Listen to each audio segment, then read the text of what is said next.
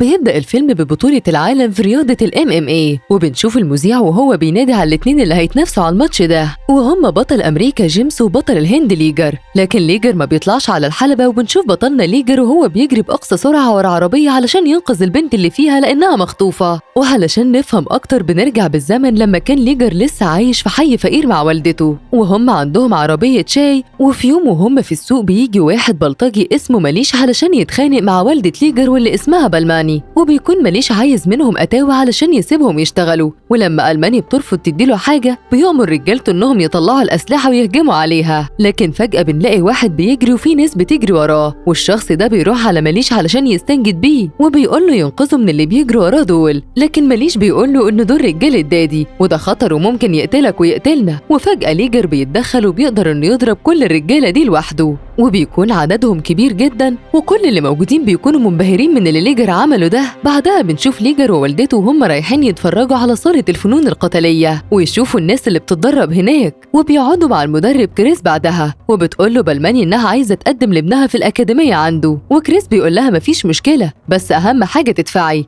لكنها بتعرفه إنه مش معاهم فلوس، فبيتأسف كريس وبيسيبهم وبيمشي. وساعتها بتنادي عليه بلماني وبتفكره ببطولة الفنون القتالية سنة 2004 اللي كريس خسر فيها النهائي من واحد اسمه برلام، ودي كانت أول بطولة كريس يخسرها في حياته. وبتعرفه إنها تبقى مرات برلام وليجر يبقى ابنه، وأمنية أبوه قبل ما يموت إنه يشوف ابنه بطل زيه. وساعتها بيقرر كريس إنه يوافق على تدريب ليجر، بس بيشترط عليه يسمع الكلام ويركز في التدريبات ويبعد عن البنات. وتاني يوم بنشوف ليجر وهو بينظف الحلبة، وبسبب إن ليجر عنده مشكلة في الكلام وبيتهته فبيضايقوا كل اللي بيتدربوا عند كريس، وبيسألوه عن الصورة اللي على تيشيرته دي، فبيقول لهم إن ده الأسطورة مارك أندرسون وهو يبقى مثله الأعلى ومعلق صوره في كل مكان بيروح فيه. وبيجي واحد اسمه جبناس علشان يتخانق مع ليجر، لكن كريس بيتدخل وبيحوش بينهم قبل ما يتخانقوا مع بعض، وبيقول لليجر ما يسمحش لحد يقلل منه ولا يحبطه، وإن لازم يعرف إزاي يتحكم في غضبه شوية ويفتكر إنه جاي هنا علشان يبقى مقاتل. وتاني يوم بيخرج الفريق كله علشان يتدرب بره النادي ويجروا شوية، وفي الطريق بيقابلوا فريق أكاديمية رون واللي بيكون الكابتن بتاعهم اسمه سانجو، وبيتخانقوا مع بعض كلهم. وبيحاول كريس يوقفهم فبيتهموا سانجو إنه جبان وخايف منهم وبيحاول يضربه، لكن ليجر بيمسك إيده وبيقول له اوعى تمد إيدك على المدرب بتاعنا. والناحية التانية بنشوف بنت اسمها تانيا وهي قاعدة مع أصحابها، وبنعرف إن تانيا بتشتغل انفلونسر وعندها معجبين وفانز كتير، وبتكون قاعدة في كافيه وبالصدفة ليجر داخل يشتري قهوة من هناك. ولما بتشوفه تانيا بتفضل تقول إنها حاسة إنها شافته قبل كده، وبتدخل تتخانق معاه وبتتهمه إنه بيعمل تعليقات وحشة على صفحتها، وبتقول له إنها عرفته من صورة البروفايل، لكن ليجر بيفضل يقول لها إنه أكيد مش هو وممكن تقصد حد تاني. وساعتها بتلاحظ تانيا إنه لابس اللبس بتاع فريق كريس، وبتقول له إنها تبقى أخت سانجو الفريق المنافس ليهم، ولو قالت له ممكن يمسكك يضربك، لكن ليجر بيزقها وبيمشي. بعدها بتروح تانيا واصحابها على النادي وبتشوف ليجر وهو شغال عامل نظافة هناك، وساعتها بتشاور له وبتقوله تعالى هنا. ولما بيسيب اللي في ايده وبيروح لها الموضوع ده بيضايق كريس، وبينادي عليه وبيقول له يطلع على الحلبة، وبيختار واحد من المتدربين وبيقول له يطلع يضرب ليجر، وبيعرف ليجر ان مش مسموح ليه يتضرب وكل اللي مسموح له انه يتفادى الضربات ويدافع عن نفسه بس. وفعلا المتدرب اللي اسمه شنكار بيفضل يضرب في ليجر، لكن ليجر بسهولة بيقدر يتفادى كل الضربات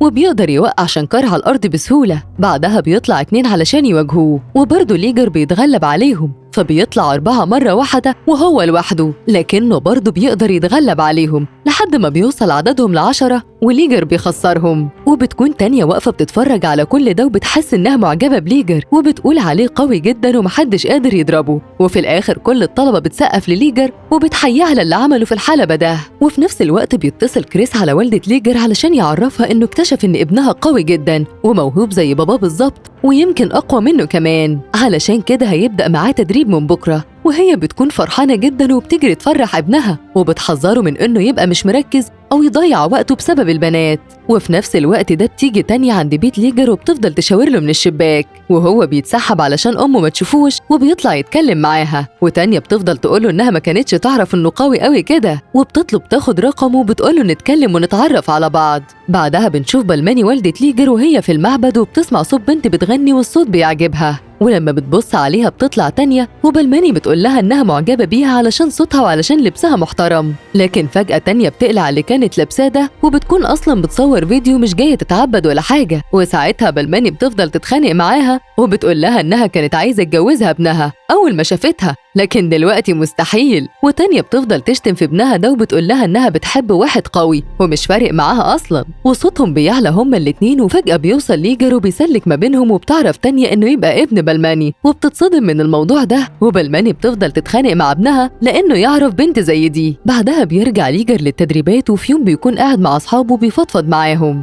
وبيحكي عن اللي حصل مع تانيا ووالدته. وجبناس بيكون منبهر وبيقول له ازاي خليت اخت سانجو تحبك، وبيقول له كمان يكمل معاها علشان عايزين ينتقموا من سانجو واللي بيعملوا فيهم. وفي الوقت ده بتتصل تانيا واصحاب ليجر بيخلوه يرد ويفتح السبيكر، وبتكون بتقول له انهم عايزين يسهروا مع بعض في ديسكو. فبيخطف جبناس التليفون من ايده وبيقول لها انه موافق، وفعلا بيروح ليجر وجبناس يسهروا مع بعض هناك. وبيستأذن جبناس علشان يدخل الحمام، وبيتفاجئوا بسانجو وهو معاه رجالته ماسكين واحد في الحمام بيضربوا فيه. وساعتها جبناس بيجري وبيخاف، ولما ليجر بيعرف بيقرر يروح معاه الحمام علشان ما يخافش. وهناك سانجو بيشوفهم، وبعد ما بيخلص بيخرجوا وبيروح ليجر يقعد مع تانيا، وهي بتعتذر ليه عن اللي حصل مع والدته. وبيعترف ليها ليجر انه بيتهته شويه في الكلام وما بيعرفش يتكلم كويس، وهي بتقول انه مش فارق معاها واهم حاجه عندها انه قوي وهي معجبه بيه. وبيفرح جدا انها مش فارق معاها التهتهه دي. وفي الوقت ده بيعرف سانجو من واحد صاحبه ان اخته قاعده مع واحد بره، ولما بيطلع علشان يشوفها بيلاقيها مش موجوده. وتاني يوم بيكون سانجو في البيت وبيصحي تانيا وبيسالها مين الشخص اللي كانت قاعده معاه امبارح، وبيقول لها انها اكيد كانت قاعده مع واحد من الاتنين، يا اما ليجر يا اما جبناس. فبتقول له انها كانت مع جبناس، وساعتها بيقرر سانجو انه ينتقم منه وبيبعت رجالته يضربوه. وبعدها بيركب جبناس المترو وهو متجبس ومتكسر، وليجر بيتضايق لما بيشوف رجاله سانجو عمالين يضحكوا ويتريقوا عليه هو وصاحبه. فبيقرر انه يدخل معاهم تحدي اللي يضرب التاني بالقلم ويستحمل. وبيفضل ليجر يضرب في 2 منهم لحد ما بيغمى عليهم، وساعتها بتحصل خناقه بينهم وبيقدر ليجر يضربهم كلهم. ولما بيعرف كريس باللي حصل بيفضل يضرب فيهم كلهم لانهم اتخانقوا مع سانجو ورجالته. وبيفضل يضرب ليجر بالذات، وبيقول له انه حذره قبل كده من الكلام مع البنات، وانه ممكن يضيع نفسه باللي بيعمله ده وعايزه يركز في البطوله وبس.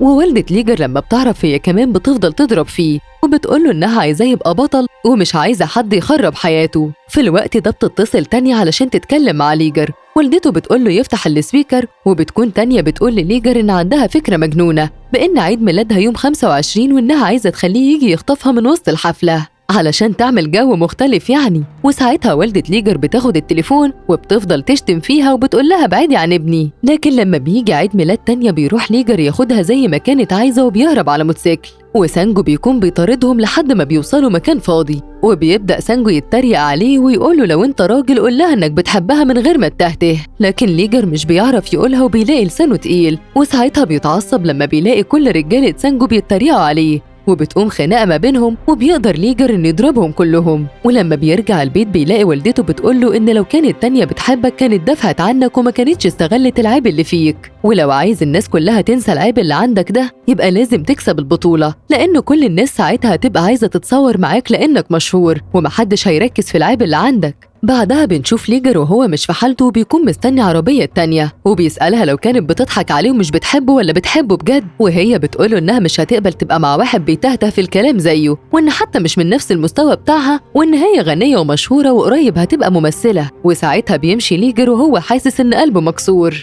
لكنه بيقرر إنه يركز في التدريبات علشان يطلع الطاقة اللي جواه ويكسب بطولة الهند للفنون القتالية. وفعلا بتبدأ البطولة وبيكسب ليجر كل الماتشات، وسانجو الناحية التانية بيكسب هو كمان كل الماتشات اللي بيلعبها لحد ما بيوصل للنهائي اللي بيكون قدام ليجر. وتانية بتنزل فيديو بتراهن فيه على أخوها سانجو وإن هو اللي هيكون بطل الهند، لحد ما بيجي يوم الماتش وبنشوف سانجو وهو بيضرب ليجر وليجر بيكون مش مركز، لحد ما سانجو بيسحب ليجر ناحية القفص الحديد. وساعتها ليجر بيشوف فيديو تانية وهي بتتكلم عن إن أخوها هو اللي هيكسب البطولة، وبيتعصب ليجر جدا وبيقدر إنه يعوض الخسارة دي وبيكسب سانجو وبيبقى هو بطل الهند في الآخر. ولما بيرجع البيت بيلاقي والدته فخورة بيه وبتقوله إن كان نفسها باباه يبقى معاهم في اليوم ده، وبيعرف ليجر قيمة الإنجاز اللي وصل ليه لما بيلاقي الناس في الشارع عارفاه وبيطلبوا يتصوروا معاه. وساعتها بتيجي مذيعة علشان تعمل لقاء مع ليجر وبتسأله نفسه في إيه الفترة اللي جاية، وليجر بيقول لها إنه نفسه يشترك في بطولة العالم.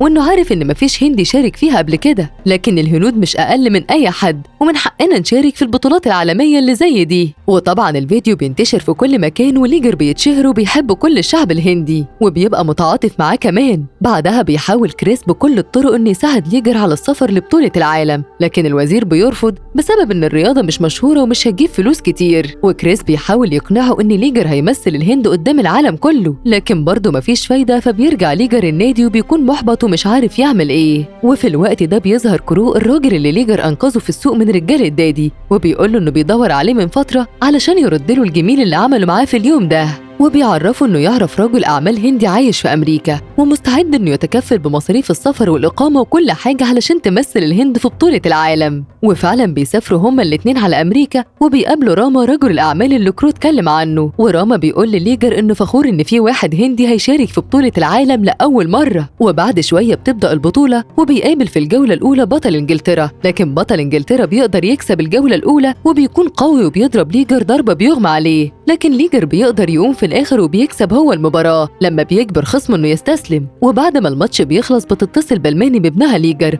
وبتزعقله لأنه ما كانش مركز وكانت ضرباته بطيئة، وبتقوله لما يحس إن في مرة الخصم اللي قدامه قوي ساعتها يتخيل إن ده الشخص اللي قتل باباه وإنه جاي ياخد حقه منه. بعدها بيكمل ليجر في البطولة وبيكسب كل المباريات اللي بيلعبها لحد ما بيقدر يوصل للنهائي. وساعتها راما بيعمل حفلة كبيرة على شرف البطل ليجر، وبيقول راما ليجر إن سانجو اللي خسر النهائي ده، وبالرغم من كده أنا فخور بيك لأنك بتمثل بلدنا. وبينادي على بنته علشان تتعرف على ليجر، واللي بتكون هي تانية، وليجر بيتصدم لأنه ما كانش متخيل إنه هيشوفها تاني. وساعتها بيفضل يقول إن في شيطان ضحك عليه وقال له إنه بيحبه، وبعد كده قال له إنه مش عايز يشوفه تاني. وبيفضل يقول لتانية إنه بقى ناجح ومش محتاج حاجة من حد، وبيسيب الحفلة وبيمشي. لكن تانية بتنزل وراه وبتقول له إنها هتوصله، وفي الطريق بتقول له إنها لسه متأكدة إنه بيحبها أكتر من الأول كمان، لكنه مش عايز يقول. ولما بيوصلوا عند الفندق بيجي شخص وبيخطف تانية، وساعتها بيجري ليجر وراه بالعربية. وبنرجع لأول مشهد في الفيلم، وبيكمل ليجر جري لكنه ما بيلحقش العربية، فبيرجع لراما مرة تانية، وهناك بيجي لراما تليفون وبيعرف إن بنته اتخطفت من العصابة اللي كان واخد منها فلوس علشان يعمل الفندق بتاعه، لكن الفندق فشل ومعرفش يسدد الفلوس دي. فبيقرر ليجر إنه يروح ينقذ تانية لوحده، وبيتفاجئ إن في 5 بنات محترفين قتال، وهو بيكون مش عايز يضربهم لأنه ما بيضربش بنات، لكنهم في الحقيقة كانوا أقوى منه، خصوصا لما وصلت عربية دعم ليهم فيها بنات تانيين، وبيفضلوا يضربوا فيه لحد ما بيدخل المستشفى. وساعتها بتوصل بلماني والدته علشان تشوفه وهو في المستشفى، وبعد كده بيروحوا مع بعض على بيت راما، وهناك بيعترف راما ليجر إن بنته تانية كانت بتحبه من قلبها بجد، وإنها جت واعترفت لأبوها بالحب ده قبل ما تقوله ليجر حتى، لكنها قررت تبعد عنه لما والدته قالت لها ما تكلموش تاني. علشان كده تانية قررت تبعد علشان تسيبه يركز في البطولة ويكسب، وهي عملت إنها بتكرهك وعملت كل ده علشان تخليك تعرف تركز أكتر. وكمان هي اللي طلبت من باباها إنه يدعم ليجر في البطولة دي من البداية. وساعتها بيقرر ليجر إنه هيروح يرجع تانية، وبيهجم على المكان اللي فيه واحدة من البنات وبيعرف منها مكان تانية. ولما بيوصل بيلاقي ناس كتير، وساعتها بيوصل للقائد بتاع العصابة واللي هو مارك أندرسون. وأول ما ليجر بيشوفه بيقول له أنت مثلي الأعلى وأنا بحبك قوي، وعامل بوستر كبير ليك في الأوضة عندي وصورك مغرقة البيت كله. ومارك بيفرح بالكلام ده قوي، لكنه بيقول له إنه مش هيتحرك من هنا ومش هياخد تانية إلا لما يدفع الفلوس اللي على أبوها. وساعتها ليجر بيتحداه في قتال ما بينهم هما الاتنين، ومارك بيوافق. والناحية التانية بيكون ميعاد البطولة، وكريس وبلماني والدة ليجر قاعدين مستنيين، وفجأة بتتفتح شاشات الملعب كله، وبيكون ده بس مباشر للماتش اللي بين مارك أندرسون وليجر. والجمهور بينسى انهم مستنيين ماتش نهائي اصلا، وبيقعدوا يستمتعوا بالقتال اللي بين مارك وليجر، لكن بيكون مارك اقوى بكتير وليجر مش عارف يعمل معاه ايه. فبيفتكر كلام مامته وبيتخيل مارك الراجل اللي قتل والده، وساعتها بيقوم يمسك حديدة وبيفضل يضرب في مارك لحد ما بيجبر مارك في الآخر إنه يستسلم. والعالم كله بيكون فرحان إن ليجر قدر يهزم مارك أندرسون المقاتل الأسطوري اللي عمره ما اتهزم قبل كده. وساعتها بيروح ليجر ياخد سيلفي معاه علشان يعلقها عنده في الأوضة، وبيرقصوا كلهم وبيفرحوا، والفيلم بيخلص على كده.